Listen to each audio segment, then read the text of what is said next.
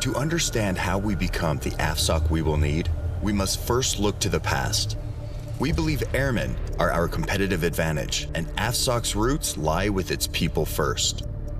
Humans are more important than hardware. In World War II, in the Pacific, our air commando brethren used their ingenuity and adaptability to move people and gear deep within enemy lines, to remote places without runways.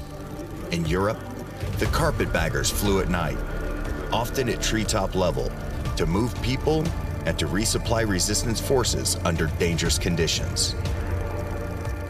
These stories, these people, these are AFSOC's roots, and we carry on their legacy.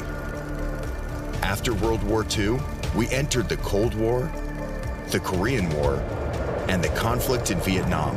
Each time, our nation needed the unique skills of air commandos to adapt and defeat a new enemy. You learn from the past, succeed in the present, and believe in the future. Tough missions? Air commandos were in the middle of them. Operation Kingpin, better known as the Sante Raid, the 1970 attempted rescue of Americans held deep in North Vietnam. Unknown to the rescue party, the North Vietnamese had moved the prisoners. Word spread of the daring attempt, and the POWs took hope. They were not forgotten. We are AFSOC. We remember. And we will always place humans before hardware. In 1980, air commandos joined a joint effort in the Iranian desert. They were about to attempt a rescue of American hostages held in Tehran. This was Operation Eagle Claw. When the number of helicopters available fell below the minimum required, the mission was aborted. As aircraft maneuvered to depart, there was a collision. 5 air commandos and 3 Marines perished. The tragedy of Operation Eagle Claw would become the genesis for special operations organizations and AFSOC today. By 1987, United States Special Operations Command was formed, quickly followed by the Army and Navy components. A short time later, the invasion of Panama was a special ops showcase. From gunships overhead to combat controllers and para-rescuemen on the ground, air commandos led.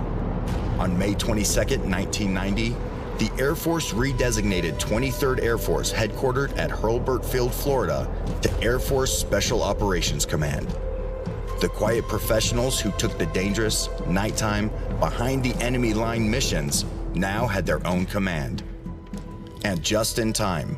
3 months later, Iraq invaded Kuwait, and the impact AFSOC made was tangible during Desert Shield and Desert Storm.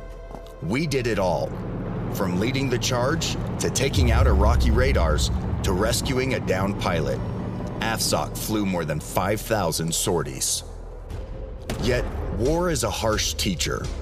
During Desert Storm, AFSOC lost more airmen in combat than any other Air Force command when Spirit 03, the 14-person AC-130H gunship crew, was shot down in 1991.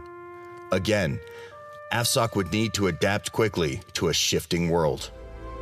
September 11th, 2001. America was attacked and thousands of U.S. citizens were killed. A war where special operations was at the forefront had just begun. AFSOC was selected to be among the first to take the fight to Al-Qaeda in Afghanistan. In the air and on the ground, we hunted an enemy deeply hidden in remote, unforgiving terrain. In 2002, one of our own, Technical Sergeant John Chapman, died on a mountaintop in a gun battle where he valiantly sacrificed himself for his brothers. Sergeant Chapman, Medal of Honor recipient, was AFSOC, and we remember. While the fight continued in Afghanistan, a new war opened in Iraq.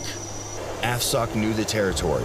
We flew gunships, reconnaissance, resupply, and just about every special operations mission possible. Special Tactics Airmen worked side by side with Navy SEALs and Army Special Mission Units. And AFSOC has continued this counter-violent extremist organization's mission for decades. It's not unusual, even today, to have AFSOC Airmen on their 5th, 8th, 11th deployment. Yet AFSOC has talents and abilities beyond combat.